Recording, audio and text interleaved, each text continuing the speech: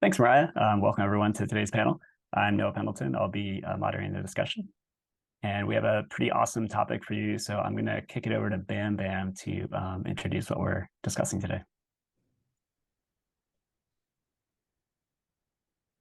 Yeah, we're just talking about the most effective tactics for securing your IoT devices. Yeah, what things you should follow, what important stuff we should do. Awesome. Thanks, Bam Bam. All right. Before we dive into that, let's just have our panelists introduce themselves. So yeah, why don't we start with you, Bam Bam? Back to me again, huh? I did so well just then. Yeah. Let's see. I've been in like professional infosec since university, and my hair's gray now. Initially, I was doing offensive security for a while until about 2001 to about 2016, and then since then I've been focusing on just being on the blue team as hard as I can. Fitbit, Tesla, Facebook, cryptocurrency company called Zcash. And yeah, now I'm working at a company called Front, does customer operations. So. Awesome. Philip, could you introduce yourself?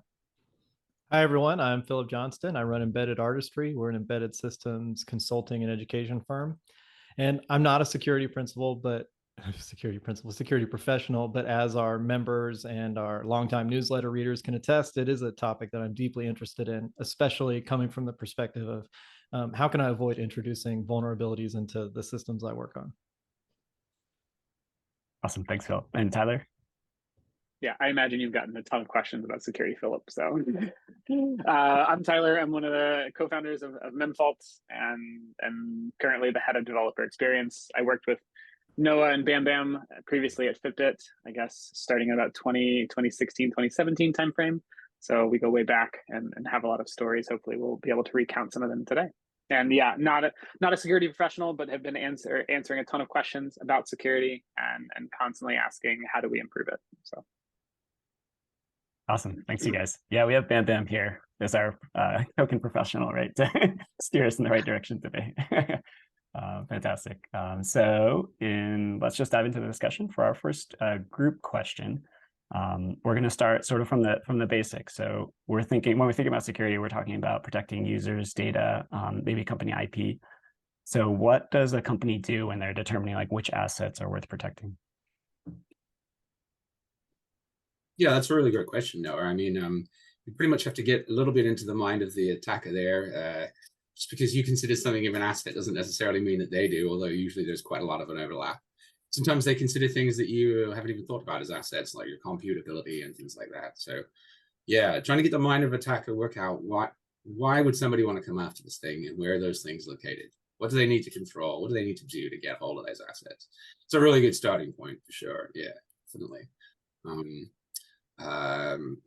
It's fairly obvious to me just because I was doing it for a long time. So I instinctively think of things like, oh, it'd be great if I just sort of thinking like a criminal all the time, basically. It'd be great if I stole that. That'd be great. Yeah, that'd be super useful. And I wonder if, yeah. Yeah, and then sort of sectioning it out into, well, so this is located in this location and what interfaces are accessible conceivably to an attacker in a given scenario to get at those assets. And then from there, it's like, okay, well, what do we now need to do in order to harden or secure them? Or, you know. So in the case of IoT, I mean, well, it sort of depends what your device does. There are some basic things which are, yeah, it's connected to the internet, and potentially if it's connected to the internet, then there's a sort of baseline of, you know, look at Mirai and all the other sort of IoT attacks, worms and things, malware. Like just because something's connected to the internet, like suddenly that's, you know, something that somebody out there is going to want. But then beyond that, like whatever data, I mean, at Fitbit, we're concerned about health data. Certainly in some situations, we were absolutely concerned about like HIPAA and that sort of applied for sure. And then later on, we're talking about things becoming actual medical devices and how to get squared away with the FDA. So yeah, like people are pretty picky when it comes to their wallets and their health information, turns out. So yeah, if even a story that's not completely credible, comes out in the news, and of course the news media cares about that a great deal. It was during the height of all the sort of IoT security furore, I guess. I don't know. That's died down a little bit now, I think, in the media, but certainly at the time it was a case of anaphylaxis as soon as a little story came out. So we just had to keep everything out of the press forever, which yeah, has some interesting consequences, I guess. Yeah, you have to sometimes you have to do things not necessarily because they're rationally a problem, but because people would perceive them as a problem. And so, yeah, that's another thing to keep in mind. One of your main asset really is your reputation, like reputation and Amazon review ratings. You know, right, I guess for yeah. consumer products, it was always that, right? Totally, yeah. One of the things that I always struggled with was people want to protect their firmware bundles, their binaries themselves. Like we spent a lot of time at Fitbit for that, and I actually don't know ultimately if it was worth it. It didn't seem worth it. Bam, did you have a kind of a thought on whether it was worth encrypting and sending down, you know, the firmware bundles encrypted and everything like that? Some of the answer to that question is somewhat redacted. Yeah, I'd say writ large, writ large, no. It's hard enough to get software that works for your hardware, let alone make some hardware that works for somebody else's software. So, you know, I think it depends a little bit. Like, if there's patented tech in there, like maybe there's an argument for it. I personally wouldn't do it, but you know, we all a lot of security is just being a sort of the best middleman that you can kind of be. So there was a lot of balancing concerns from one side and another, and you know, management, firmware leadership, and whatever. So yeah, I think some of the things that you ended up being less than impressed with around that time was a result of just balancing concerns, you know, from one side to another, and trying to make everybody equally displeased. Well, it's interesting too to consider, like, we go through great lengths to protect our binaries, while it would be very easy for an employee to walk away with all the source code. And, you know, companies aren't considering that necessarily to the degree that they should be. Or Yeah. we're, you know, not protecting our repositories enough, or somebody could easily get into our network because we haven't updated our router firmware, you know, and now they can just access all of our source code. And so we went through all those efforts for protecting our binary for what, right? Right. Yeah. There's no point having strong controls in one place or another. I know you've seen that meme. Like there's several of them. I think they're just like a really strong gate, but it's in the middle of the woods, and you can just walk around it. It's like, what's the point? Yeah, I used to joke towards the end of my pen test career that developer access is the only access, because once you've established developer access, you got all the source code, you got access to all the test environments, you got what they were working on, you've got like absolutely everything. And yeah, a lot of dev environments are set up so that they've got completely unauthenticated, like, command execution as a service running on some port on 0.0.0.0, meaning like in every interface. So, you know, you just got to be where they are and be on the same Wi-Fi network as them, and you can just talk to them and take over their machine, and off you go. Yeah, often overlooked, definitely. If somebody can just walk off with your source code, that's a big problem. Actually, I remember one of the hack days, when it was one of the early days, actually. And hack days obviously are supposed to be you just build something, but being in the security team, hack days probably means you're going to break in or something. I remember breaking into a very early version, I should say, of the Jenkins server for firmware, and kind of reporting what I'd done. And forget the gentleman's name, like swooped in and fixed it up. It was really great. Oh, it's fantastic. That's even like, that's something I wouldn't even think of, right? Your CI, you know, is part of your product, like your product pipeline, essentially, right? You're firing pretty sensitive stuff through that. I guess that's why GitHub like offers like code. And we've seen some pretty big leaks recently with like Circle CI losing a bunch of keys. And, you know, that's not great. How many customers were exposed through that kind of thing? Although it's worth saying, while we're advocating for not securing in a certain way, that your comms channel, especially for firmware up, I mean, you still want it to have strong integrity and strongly authenticated, and you want to do that cryptographically. there's not necessarily a need for it to be confidential, as we just mentioned, depending on your situation. But certainly you do want to make sure it doesn't get changed in transit. Yeah, having some sort of authentication code on it that make sure it didn't change. Super important. Well, and that ties into Isaiah's question, which is about safety critical systems where security enables safety, and securing your binaries is important. I would say that even for safety critical systems, things like authentication and proper access controls and making sure you have good network security, or your systems are air gapped, often is going to matter more than keeping your binary itself confidential. Do you think that's valid? And what other ways, I guess, can we secure those kinds of systems? Yeah, totally. I mean, I think hardening, I mean, just generally speaking, I think we're probably going to touch on this a bit later on, but generally speaking, having all your other systems hardened to a decent level so it doesn't become a distraction is super important. Yeah.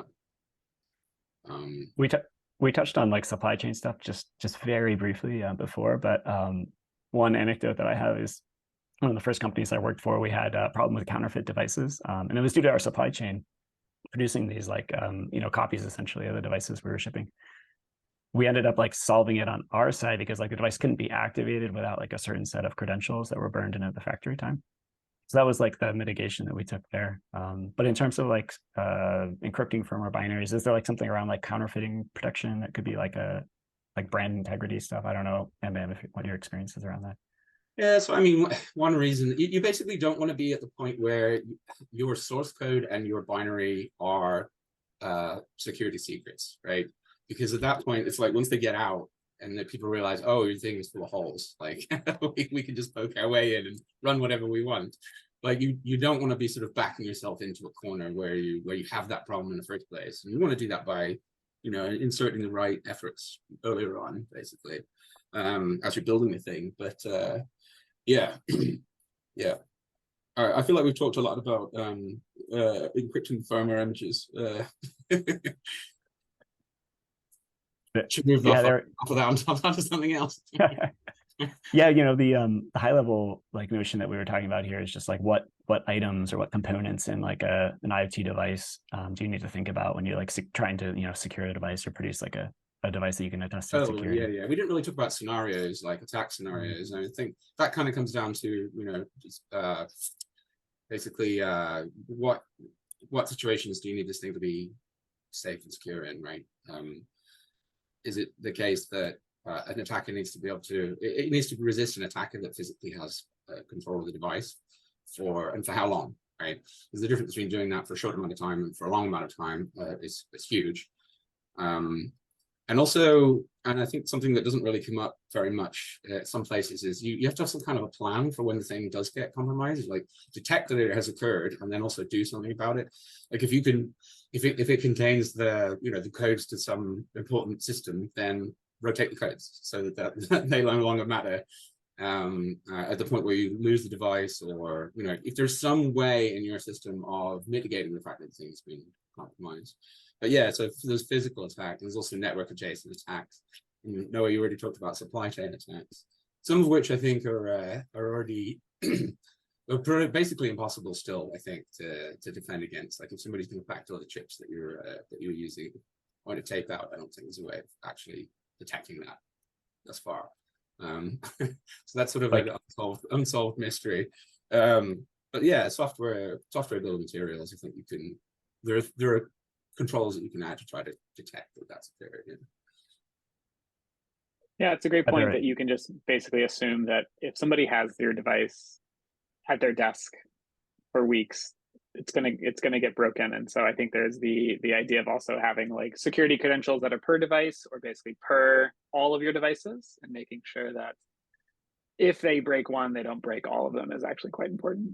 But then again, it's all balances. We'll talk about balances later, weighing the cost of that, but you can just always assume that it's going to get broken into. Yeah, totally. And anybody who says that it's not, that you can't, that they're selling you snake oil, there's no way.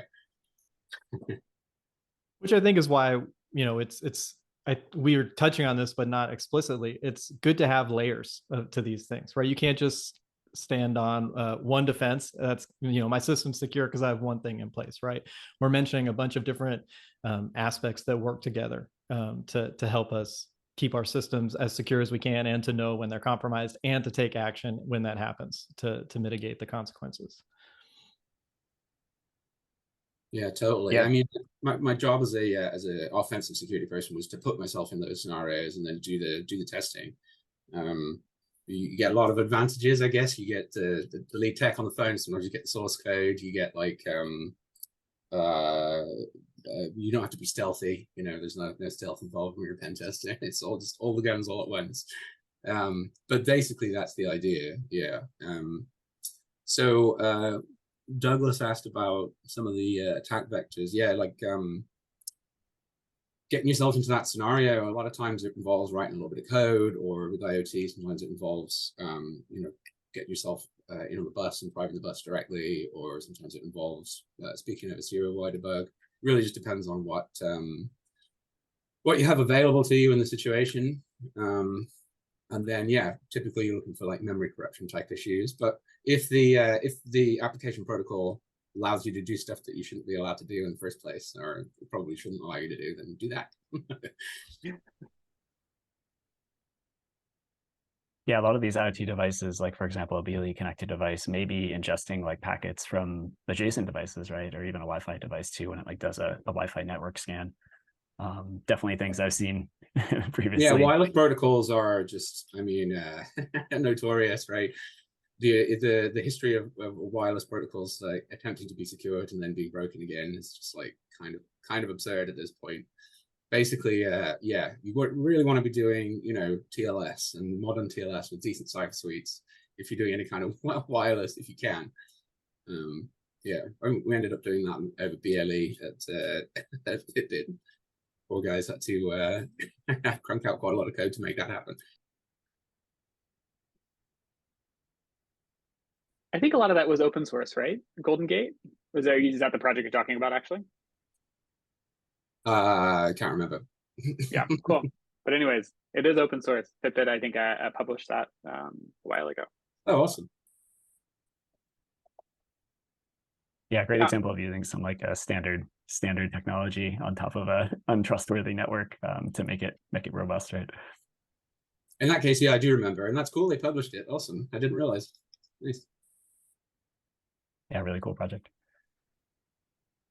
Awesome, guys. So we're going to switch to individual questions. So Bam Bam, you're in a hot seat. You're going to be in the hot seat a lot today, but here's your first individual question. So your history, you started as like an offensive security professional, like red team stuff. And you've done it, on and off throughout your career. Could you just tell us more about this? Like, what's your background? What are some of the projects that or as much as you can speak to that you've worked on? Sure. I mean, I started doing it like as a junior, and I sort of had a mentor, right out of college, where I worked for a company that was like I guess technically a defense contractor, although most of the security work was in finance. So I ended up doing a lot of web application pen tests for the most part. But then every now and again a test would come across as like, oh, we want to test this thing, but either we don't have like standard operating procedure for attacking this thing, or the tool doesn't exist yet for this protocol, or something like that. And those would tend to find their way to me, which was pretty useful and pretty fun. And through that, I ended up meeting somebody in London, doing some work for them at a bank, and I ended up moving there and working there sort of full time. Yeah, a lot of that was still web application, but I managed to get a pretty good selection of other things, like messaging systems and trading systems and things like electronic financial transaction, EFT, right? I just forget, not EFI, that's electronic fuel injection. Yeah, those types of systems basically, and so ended up writing tools, code, etc., that kind of thing. It was around about the time of everybody in the kid basically had a Java application server with admin interface exposed some way or another to the internet, so you could just sort of take it over. so yeah, I had a tool for taking over those and sort of executing things in memory without them touching disk and mucking around with internal networks that way. Fun days.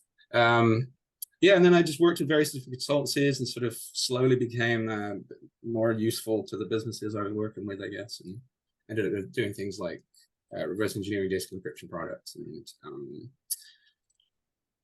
God, what else? This one where I had to, we were contractually obliged, they were contractually obliged to allow us to pen test, but they weren't contractually obliged to let me pen test, so they picked their own people, and but they just typed in all the keystrokes that I was telling them to type in. So this poor guy for about 6 weeks had me right behind him going, now press P, yeah, return. Okay, no, just the most patience of a saint. Yin Ming, his name was. Patience. But the guy's an angel. But we took all this. This is how you were experimenting with the device, like literally, like poking. Oh at the device? no! Like, So this was like a network management system, like oh my goodness, external network management system. It was interesting because they had been like connected all the way to all the networks that they were managing. So if you could own them, then you could drop out in any one of the other networks. But yeah, specifically IoT. Oh God, yeah. I helped pull apart various different bits of voice over IP equipment that was embedded, and yeah, a lot of those systems in the early days were running like a cut down version of Linux. Yeah, still probably are. Right. Yeah, probably.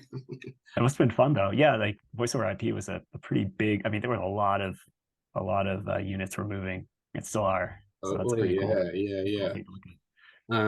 Like remote device management systems that had like kernel drivers to do things like map bits of user memory. I don't think we ever released it as a CVE, so maybe I should be careful about the names. But yeah, things like mapping physical memory into user space for you at the request of the device control. Which was like very obvious after opening it in IDA after about 2 minutes. Like, oh, there, that's not good. Yeah, you probably spent some quality time in those tools, I'm sure. Yeah. So. Oh yeah. Yeah. I originally swapped over to Gidra in the last few years. I was working over at Tesla and I had to look at something and it was like, okay, I guess now's the time. And yeah, I think anything that you're used to doing all the keyboard shortcuts for, it just takes so long to remap your brain, huh? Very cool. Well, thanks, man. That was great. I mean, you've worked on a ton of different systems, which is really cool. I think it gives you like great insight into like a lot of these problems, especially in IoT where we like traverse so many different like stacks and like spaces. Yeah, totally. Yeah. IoT, like opening up especially like TCP/IP stacks for whatever reason, and it's like you're going back in time basically when you go to the IoT devices. You're like, oh, they've got no stack protection, they've got no safe dynamic memory, they've got no like they don't do sequence numbers properly. You know, it's like 1996 in there. It's great. In fact, some of it, one of the files I opened and it said like copyright Paul Vixie 1996. I was like, oh God, this is not going to go well. that was not his prime period.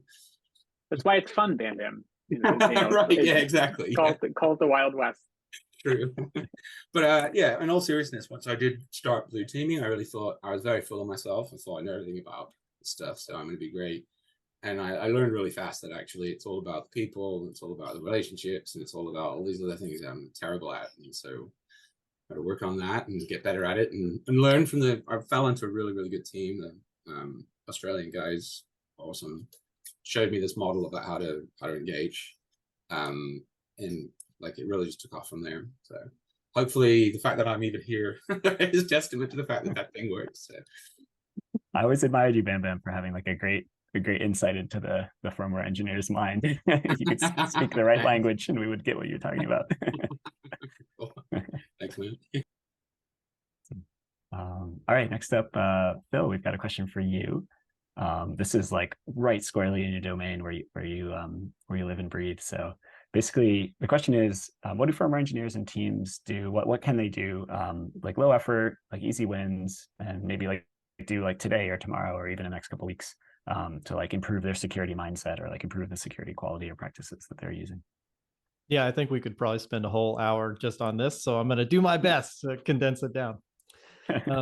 I think something that's really helpful is to realize that a big part of security is not committing errors. And in that sense, like the fundamentals are still useful to us. Turn up your compiler warnings, use static analysis tools, actually fix the problems. Don't just ignore them, as so many teams seem to do when they're overwhelmed by these reports. Write tests to make sure that your code is doing what you think it's doing rather than doing something else. These things still matter. But with security in particular, I think it's useful to know that the Pareto principle applies, and that if you look at vulnerabilities, what you're going to find is a small set of errors, are responsible for an outsized number of vulnerabilities. And so knowing what those are and really focusing on not committing these blunders is going to make great steps in hardening your systems.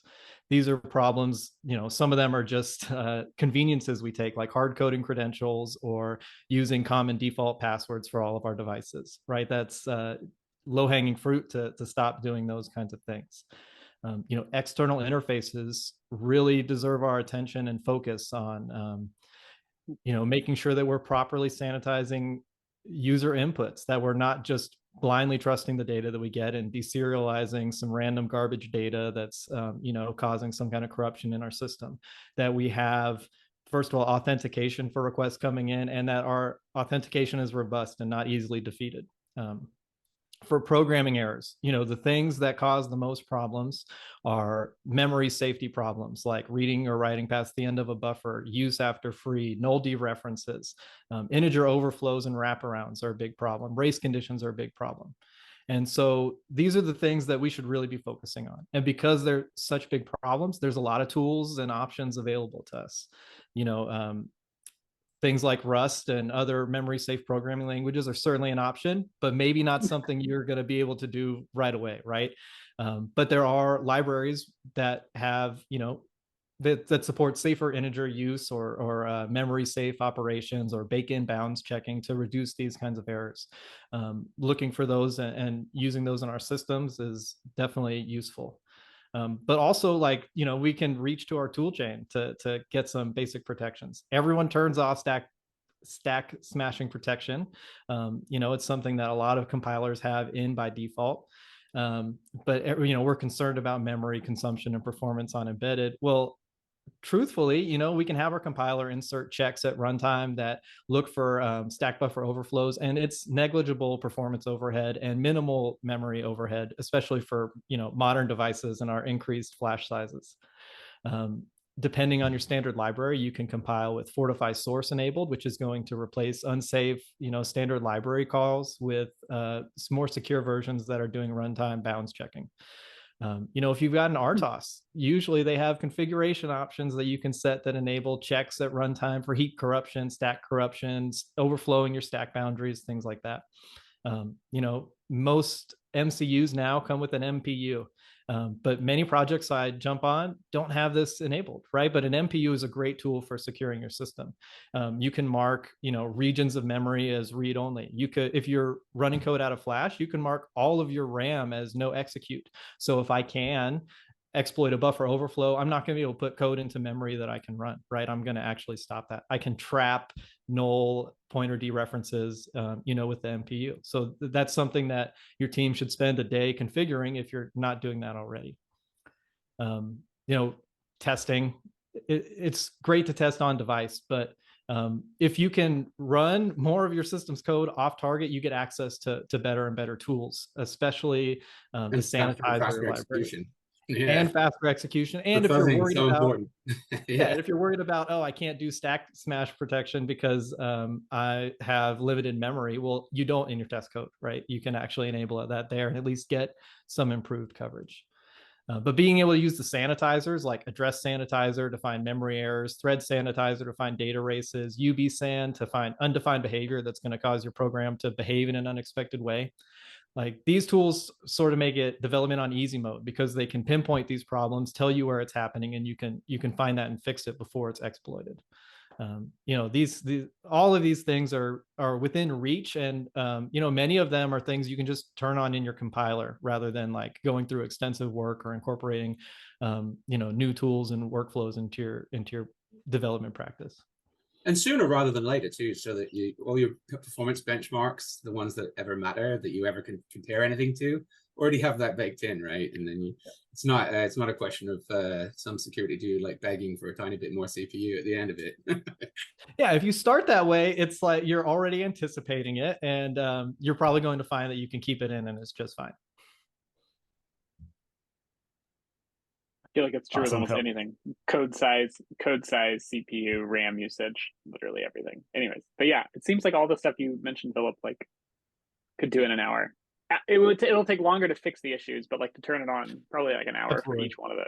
So good.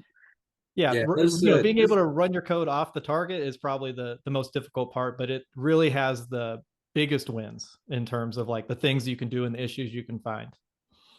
Totally, yeah. Pull it off, get it running elsewhere, fuzz it, run it with sanitizers. There's certain combination of sanitizers that work, certain ones that don't. Thread sanitizer is definitely the slowest one, but we'll find issues. And the other thing is, yeah, like lock your shared variables, particularly if you're in like an RTOS. I mean, just because the thing is, just because the thing only has one CPU core doesn't necessarily mean that you can't cause synchronization issues with itself, right? Like it's just Even without an RTOS, right? If you have a single thread and an interrupt, you're prone to race conditions. That's all you need. Yeah. Blow your leg clean off. Fantastic. Thank you, guys. All right. Up next, we have Bam Bam back in the seat. So this is going to be sort of a roughly general question, but we're just looking for some like ideas that you have around this topic. So how do you integrate security into your development activities? Oh yeah, I was thinking about that actually when Philip was answering just now. Like the source code analyzes, I think, can be a blessing or a curse depending on how accurate they are against your compiler. I remember, hopefully it'll be okay to plug them.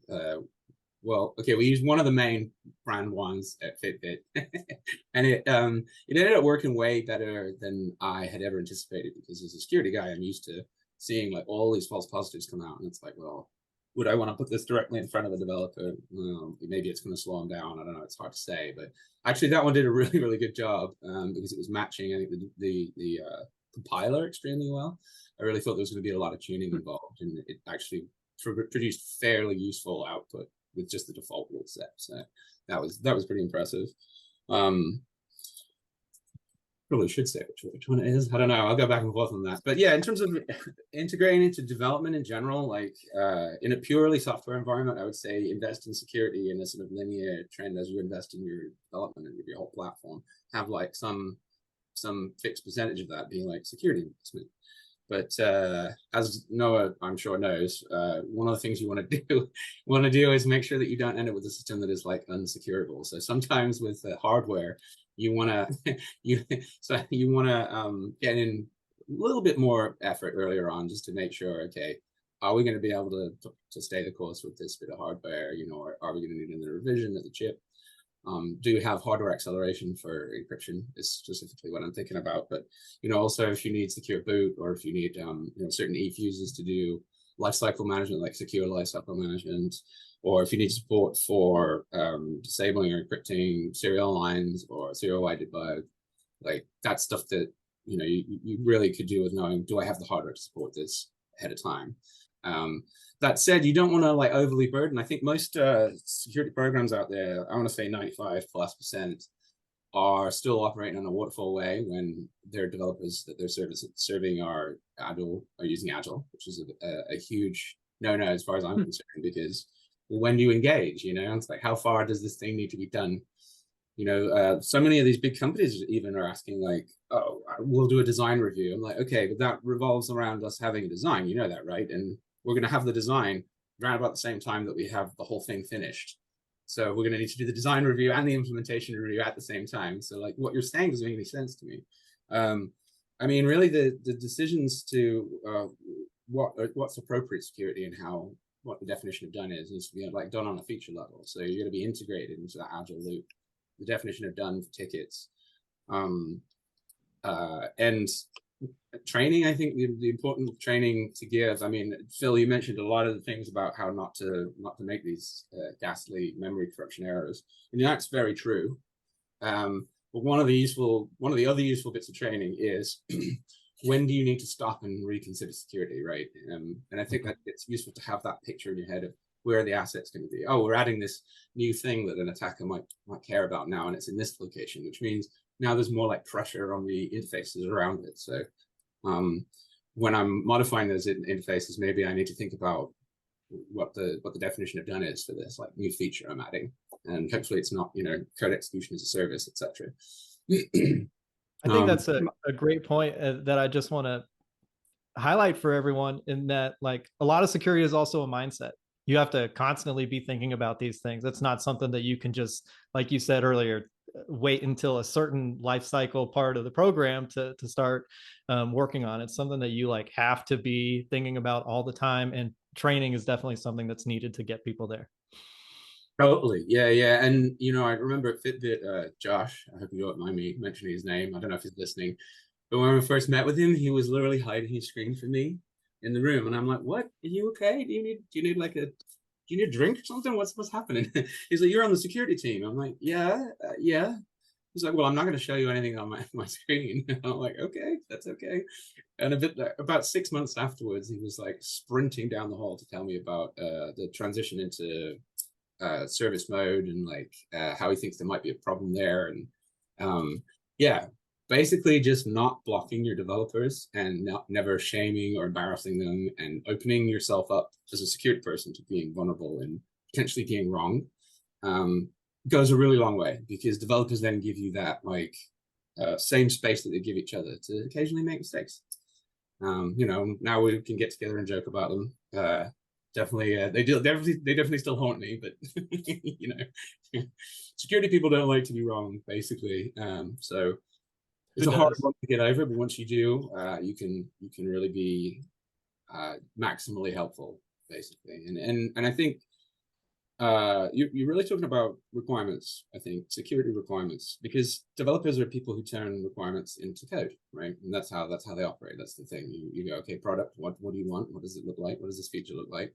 Cool. All right, now I'm going to make it. And it gives the flexibility if you think about it that way, rather than necessarily enforcing a particular design or a particular technology or whatever. Just say, well, the requirement is an attacker can't see what this is, or an attacker can't change the way that this happens.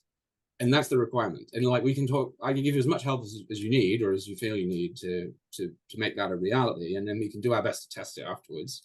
You know, some of these are functional requirements, some of them non-functional requirements, but we can do our best to test it afterwards. But the reality is that, like, if you want maximum flexibility for your developers, what you want to be doing is giving them design requirements. And if they need to change, fine, let's have a conversation about that. But sort of set them on their way and set them free. Do you love someone free, and they'll always come back to you?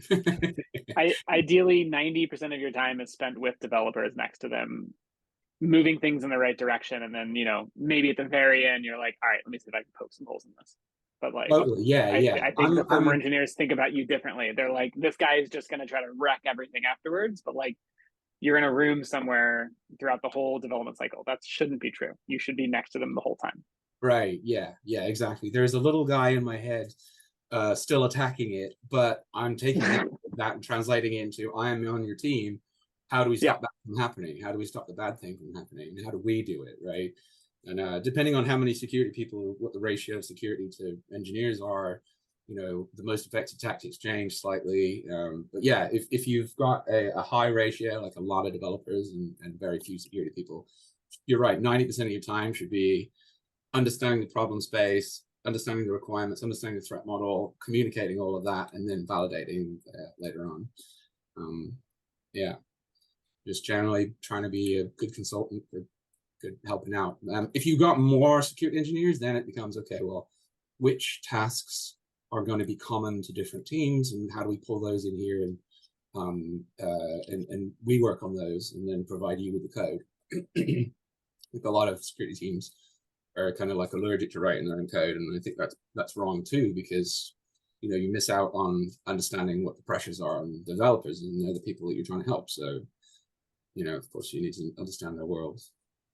I recall vaguely not reviewing your fuzzing PR for maybe like a month because it was so ugly. was like, you cannot ruin my entire unit testing framework that I built. But I'm glad we got it merged. That thing is amazing though, and did uncover bugs. So 10 out of 10 would do again. I think fuzzing is sort of like underappreciated as a way to really trash your system and find all those bugs. And, you know, because we write such limited test cases, really, right? We're not doing such extensive beating on our system as we could, and fuzzing sort of gets us past that barrier. Yeah, a coverage guided fuzzer, especially if you can integrate it at the same time as you're doing unit tests. Because I mean, unit tests, when you think about it, that's exactly what you want to do for fuzzing. You're already marking and shimming and getting into that interface and setting everything else up so that you can actually test that little bit of code. Well, that's exactly what you do with the fuzzer. So coverage guided fuzzing, like as provided by Clangs, like CLang's LLVM, Blib fuzzer, which is like a library call based thing, and then AFL and all the various different variants of that. I think AFL original is kind of dead now, just because of you used to be able to, just because of speed concerns. You used to be able to like pre-link things, but I think ironically Relock killed that, and you can no longer pre-link things. It's just funny because it's like a security thing, stopping another security thing. But yeah, like I think there's a future in LLMs for that. If anybody's interested in picking that up, I put the call out on Twitter not long ago saying like, at this point I'm pretty sure with just a tiny bit of AI we can drop in an arbitrary binary, work out what it's for, install it on that system, enumerate the interfaces, harness those interfaces for coverage guided testing, find a bunch of bugs, and write the exploits for them immediately. Like, I think that's now possible, but I don't know. There doesn't seem to be anybody publicly working on it, at least. I'm looking at the company idea. Yeah, so if there's any VCs listening.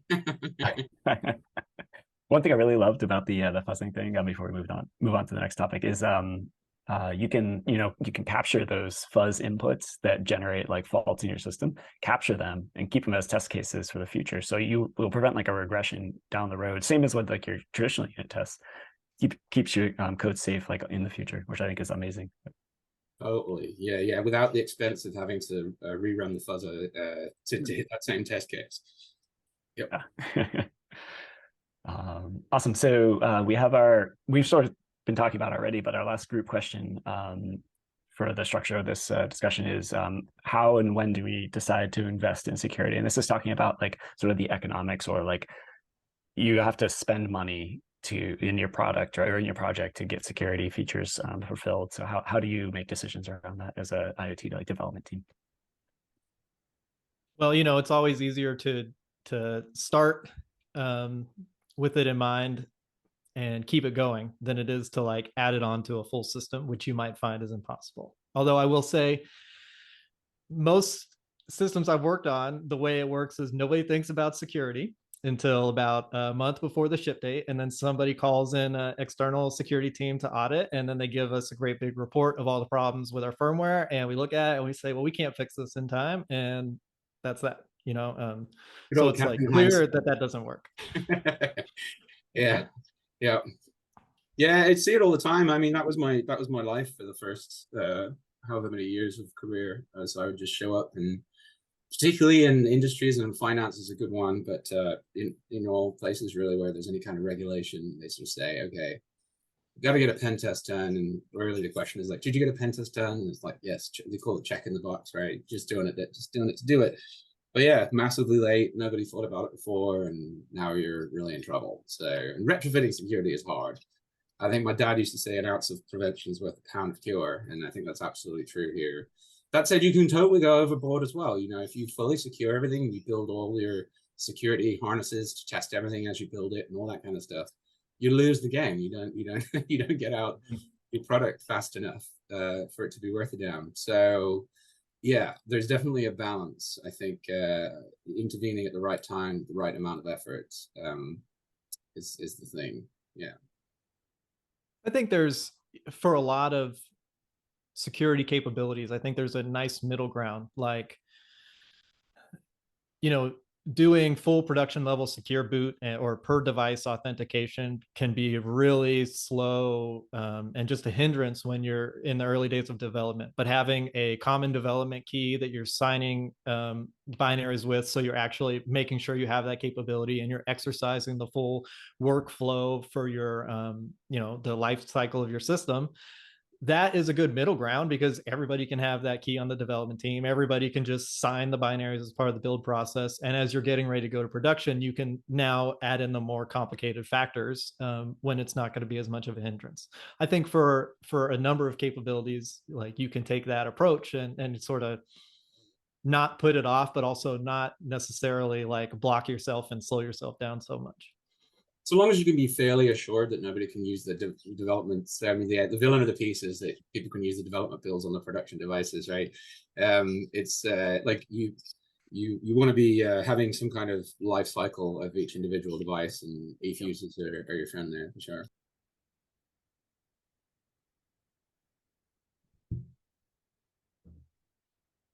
In general, when like a product team is thinking about, spending a lot of time adding like, or maybe even like BOM costs, like adding like a secure element like chip or something like that, like what sort of criteria, when, especially you, Bam Bam, again, and not see, but like when you're like consulting or in your role as like an advisor, like what kind of things do you like bring up to those folks that are making decisions around that sort of thing?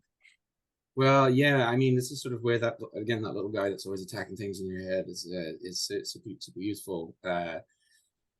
Yeah, when trying to justify extra BOM costs, which is sort of like you say that to people and they kind of laugh. You're like, "What do you mean extra components? You mean fewer components, right? That's you got to be kidding me." And it really comes down to a risk-based decision, right? It's all about faithfully representing the risk as best you can. And if you're somebody who can demonstrate that risk by, for example, running an exploit that takes over the over-the-air update on the device, then it makes it much easier to say, oh, somebody could just do this, and now they've got access to your payment information, and now they can just exfil your payment information and go spend whatever the hell they want, wherever the hell they want, right? And just absolutely raid your credit card / bank account. And that's, even though for that individual, maybe they could get their money back or whatever, it's not good for the brand. And it's just faithfully representing that. And ultimately, it comes down to the leader's decision. If it's your company, you're the CTO, you're the CEO, you're the board, right? You have to make decisions about the security of your things. Is it more important to ship this thing as it is right now, or is it more important to avoid what is probably going to happen, which is this reputational thing? And frequently people make the right choice when you represent it the right way.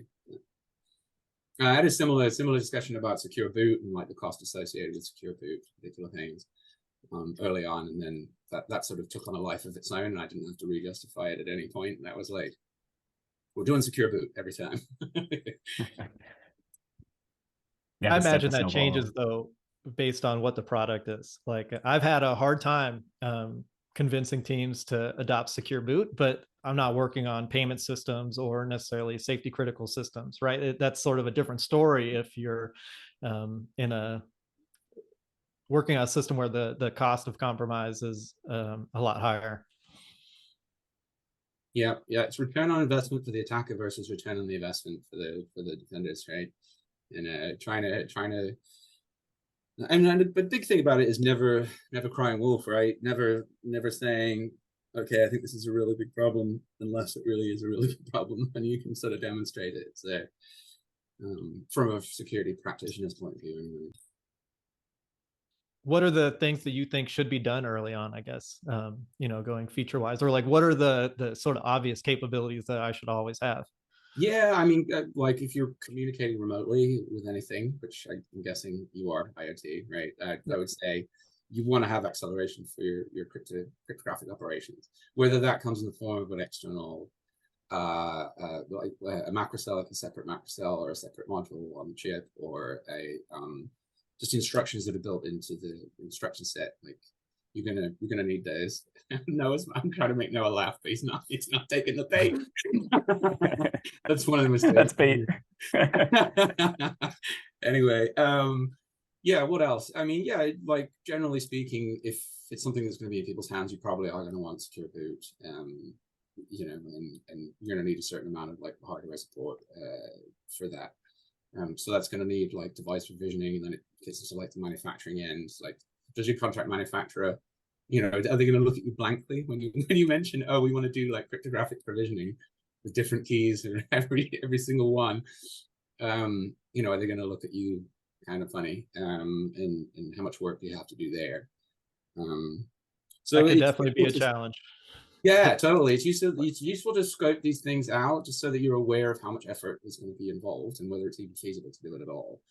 In the earlier thing, it's like, yeah, earlier days, you're looking at, am I making this thing unsecurable as opposed to insecure? That's a different kind of mindset, I guess. That's great. I love that. One other thing that I've encountered is when you're building an IoT device, oftentimes you're relying on these vendors, and whether that's like SoC vendor, maybe you have like a BLE modem or something that's a part of your device, and they're not only bringing you a piece of hardware, they're also that potentially has errata and whatnot. You're also adopting their libraries, like their software stacks or whatnot. Do you have any like sort of advice on when you're interacting with these vendors, like what's the best approach to get like security concerns resolved, or to get like, anyways, yeah, either at the front or the back end of the project? Yeah, I used to work, I worked briefly at RIM, as it was at the time, now BlackBerry, and it was the first device that I'd come across that did a really good job of protecting itself from attacks on the SIM card.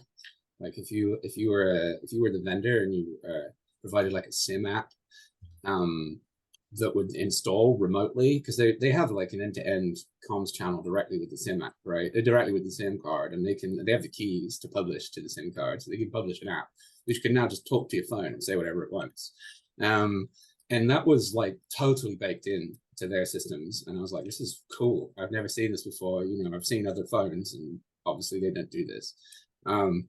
Yeah, just consider it to be an untrusted entity. Just because it's communicating through you with somebody else doesn't mean that you can trust what it says. Like, harden those interfaces, look into those libraries. If they give you like compiled stuff in the work give you the source code, like, you know, compile it for security. I believe, like, you know, as long as you're not using it for economic gain, you just try and secure your own systems. I believe there's carve-outs in pretty much all of Western law to allow you to do that. So yeah, just cut it open and work out what the hell's wrong with it. And you know, if you really need to fuzz it's another good thing. Like, you can fuzz things. Just because you don't have the source doesn't mean you can't fuzz it, right? You can still you're still find crashes. They're just a bit harder to debug if you've not got symbols. Yeah, hand back the test cases and go, look, yeah, this thing crashed, and just sort of hold them to task a little bit. I mean, yeah, I think anytime you're adopting a piece of technology into your stuff, you got to work out, well, how exposed is this to attack, and how much do I need to harden it? And yeah, that was some of the more delectable work at on the Fitbit days for doing that kind of thing. That was good fun. Yeah, so some great little test harnesses that we had to rig up for those. Very cool. So we have a ton of really great audience questions. Before we dive into those, I'd just like to share some contact information for our panelists. So I will quickly share that. This is just for anyone who has to leave before we're done working through the audience questions. All right. Bring this up 1 second. Okay, there we are. So yeah, we'll also send this out as part of the recording, but you can see all of our lovely panelists' contact information there. So you can contact us, and we're all on the Interrupt Slack channel. So if you guys want to join, that's an open Slack for folks interested in embedded devices or debugging problems or really anything in this sort of domain. Please jump on and join us. And any other questions we don't hit today, we'll also be sure to post answers in there and continue the discussion there. So yeah, really appreciate everyone for joining. And now we're going to dive into some of these great questions that have been coming in. I got my first one that I've already filtered out. Where do you store the keys, especially on like embedded devices? Right. Yeah. Good question. I mean, yeah, if you have an HSM type activity, type gadget, whether it's on your chip, whether you have a separate secure element, whether you're, you know, however it is, it makes sense to store keys in there and then use it as a service. I mean, it really depends on sort of throughput latency requirements about whether you use that to wrap other keys, or where you sort of go from there. And also what hardware you have available. But yeah, if you have HSM type functionality, definitely use it. And also, it's not something you can kind of conjure up later on, unless you add to the bomb, hint, hint. So, in as far as you can decide ahead of time, or just be aware, honestly, that like, okay, if we really need to protect something, like properly, such that the keys can't leave this device, like we're going to need to add something, or we have the functionality there, we just haven't bootstrapped it yet. And a benefit to storing keys in the HSM, the hardware security module, is there's support for generating new keys a lot of times, or for doing a secure rotation of keys. So that's another capability you don't necessarily need to build into your software because it's supported by that hardware module.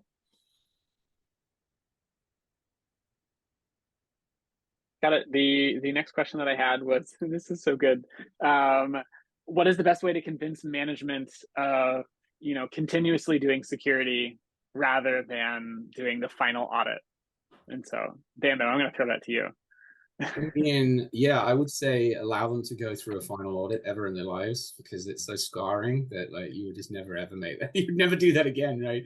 But no, along the way, yeah, I guess I sort of relied on my history of like breaking into stuff. Like little guy in my head is like, let me at him. just give me the give me this person's email address. I'll convince them for you. No, I'm just kidding. Yeah, just talking about the history of how things get broken, which is, yeah, if you don't invest in security, everything is mush. Everything to begin with, everything is much. The first pen test, if you go to pen test is something where you haven't thought about security and you haven't done any security in, and it isn't full of pies and criticals, so you just got the wrong pen test firm. So yeah, show them a pen test firm. Show them a pen test from a previous job where nobody thought about it. I guess it's probably the most convincing thing. Yeah. Also, how much it costs. I have to say, as a consultant, I just think it's a broader problem in that, I've seen and just like you, Bam, like I've seen problems come up over and over again on every project. I can predict when things are going to go wrong or what roadblocks you're going to run into.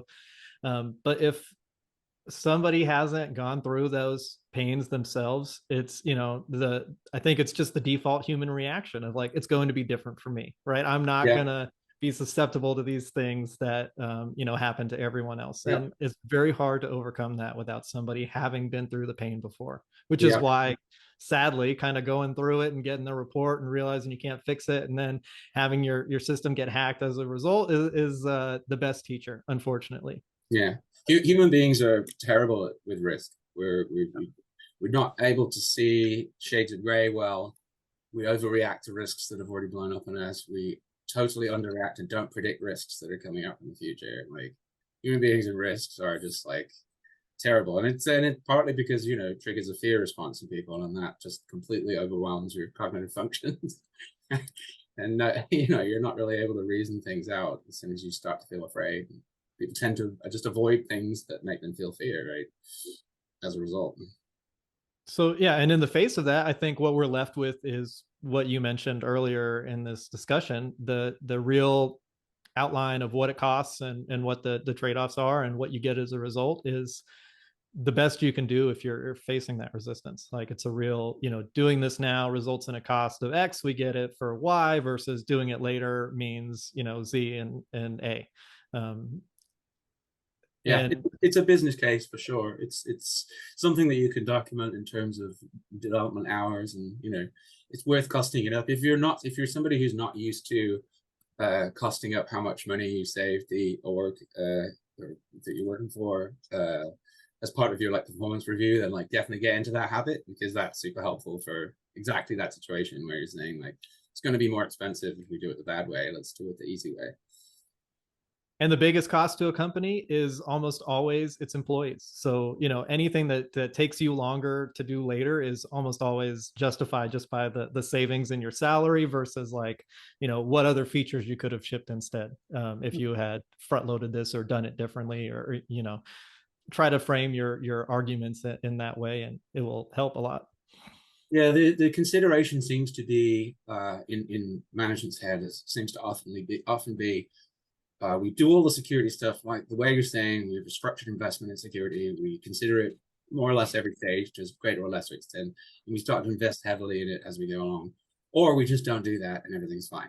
That's like the picture in their head, and you have to sort of smash that picture in their head, because that's not how it works. If you do it, if you don't do it, everything's not going to be fine. Like, you're going to be in the press, you're going to be taking it in the shorts, so you're going to be coming to me, and I'm going to be saying, you know what I'm going to say, don't you? Yeah, and CEOs hate to be wrong, so it's worth putting it in those terms, I guess. Give them the chance to be, magically foresightful, right? Amazing. Another question that I found pretty interesting that came in from the audience from Kip is, do you have recommendations for small companies that need OTA, want it to be secure, but they have a small system, very small team? Like, what can they do to make sure their OTA is good, is a quality OTA, secure and whatnot? I know of a great company that you could use. Memfault. I mean, but truthfully, I mean, there are existing solutions, and if you don't have the resources to do it right yourself, and especially for software updates, that's a very expensive development effort that teams often underestimate, like how long it's going to take them to do it and to do it securely. Finding a trusted vendor who's doing it and who has put millions of iterations on their system is definitely the way to go. It's almost always going to be cheaper for you to do that than for you to develop it in-house. But on top of that, though, secure communications, you develop some kind of signing framework. You use open source component like MCU Boot, which supports code signing and authenticated images out of the box. You're also going to get pretty far. Yeah, I mean, just in terms of everything, really, like, focus on developing the things for yourself that make you different, right? How are you different to the other things in the marketplace? And needing to OTA is not something that's something that makes you different. That's something that makes you the same as everybody else. So, yeah, if there's a system that already does that, use that. I mean, yeah. Yeah, for the constrained devices, use Zephyr. Use what's already out there. Like, don't try to reinvent the wheel. I mean, truthfully, I've seen OTA delay ship dates for products 3 months, 6 months, a year, more times than I can keep up with. So it's I think not something you really want to be spending your time on, versus like spending that 3, 6, 12 months on feature development, bug fixes, things like that. Awesome. There's another interesting one from Daniel. This is asking, how do you do a security assessment of like an RTOS or like a bare metal device as compared to like a full like Linux system, maybe like a Linux IoT gateway or something like that?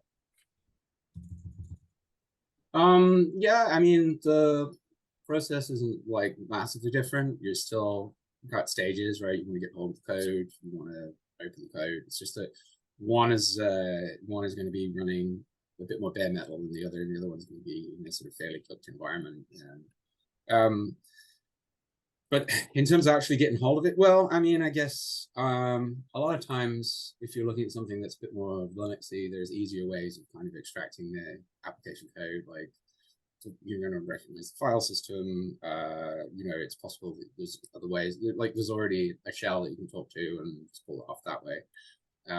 Whereas that tends to happen less in more embedded systems. But yeah, basic idea is the same. Pull the code off, drop it into a disassembler, start working out what's going on with it. I usually start by looking at the strings, because at some point the thing usually has strings in it, that even if it's stripped, the symbols are gone. A lot of error messages will tell you exactly which function you're in, which is super helpful for developers, but also super helpful for attackers. Not that I'm suggesting that you should not do that, because actually, being helpful to developers is more of a benefit than being helpful to the attackers is a detriment in that case. Anyway, and yeah, like from there, just sort of work out what's going on. I mean, if it's fully embedded and you've got like a memory maps IO and everything, you need to come up with definitions for those and write that up in the memory space before you start to do the automatic disassembly. So just so that things like registers get names, and you can see where the thing's trying to do DMA and where the thing's trying to do, you know, other bits of IO. And whereas, you know, Linux systems tend to have MMUs and have it just be a little bit more straightforward, have like calls into libc and things like that, and that makes reversing them a fair bit easier, particularly if they're using like linking format like ELF, or you know, if they're modular rather than being just one big old lump of firmware that you're trying to pull apart. And for all of that, I would say, you know, understand your target CPU, pull up all the specs. If you can't get hold of them, then no, don't steal them. Ask somebody who has them nicely to give them to you. This isn't the 90s. You can't just break into stuff to get tech specs. And yeah, just take it from there, really. I mean, yeah, look out where the data's coming in, look out where the memory corruption issues are. But don't be afraid to think, oh, it's possible the protocol itself is problematic. And frequently that is the case. Nobody's thought about security. Especially in IoT, where we have a lot of like sort of super bandwidth constrained protocol, or even like custom protocols involved in these devices. Yeah. Totally. Yeah. If you manage to parse the thing properly in the first place, that's a good start. But you know, it's like, what does it do next? What's the actual functionality here? And frequently that is horrifying. And that's common to Linux and you know, applications running on Linux as it is on Windows, as it is on IoT. Like, people just want to do things in an easy way, and that's understandable, totally. But you know, you got to have that little kick in and go, oh, what does this mean for security? Just at the right time. All right, I think we've got time for one last question. So this is from Tyler G. So he's talking, coming from a semiconductor startup. They're designing their chips to follow like PSA certification. And you know, they're doing testing in-house already, simulation, et cetera. But how do they convey that confidence? And this is actually sort of a general problem, actually, even as like a device manufacturer, like you're talking about, how do you convince people that this security requirements have been met? Yeah, that's a really good question. I've definitely, as a pen tester, I've been in the position before where, and probably there's two types of pen tests that are the most aggressive in terms of how much you're willing to go to the ends of the earth to find bugs in this thing. One is where you're up against another pen test firm, and the other one is where they're going to publish the report afterwards. Because now you're like, okay, well, if I don't find anything, then it's my reputation that gets sunk as well if this thing eventually gets hacked. So I better find the problem, right? But yeah, getting a good pen test done and then releasing the reports with, you know, obviously with the permission of your, it's a negotiated thing. I would negotiate it first. Not least because you get to end up with a more bang for your buck. The other things, I mean, I've seen people do similar things with universities, like they'll send it off to, you know, known security places like, it's gone right out of my head. Cambridge is one, but there's a few places nowadays that are doing pretty good security work. And another one is like compliance stuff, but honestly, you can be compliant without being secure, and secure without being compliant. And if the person knows that, then they're not going to be convinced by your compliance certificates. Yeah, that's a really good point. In some ways, they're almost orthogonal. Like you can't just do one and assume it'll cover the other. Right. Yeah, you got to do both. Yeah. I think one of the biggest things that we kind of used to instill confidence was always have things running in CI, which means no commit can go in without a regression being caught. Like it's one thing to have the one and done sort of audit, but it's another thing to have that continuously run. We haven't talked about CI much. I'm weirded out by that since we have Noah on the call. But yeah, all of the things that Philip talked about, unit testing, fuzzing, Clang analyzer, like static analysis, all should ideally be run in CI and kind of on every commit yell at you. You have new things. It's hard to make that transparent in a convincing way, though. Like I have yet to see a company that sort of like is able to convince externals. I mean, auditors, sure, but like if you're trying to convince people, okay, we're doing all this stuff, it's like, how do you convey that? I don't know, maybe you guys are gonna be the first to do it.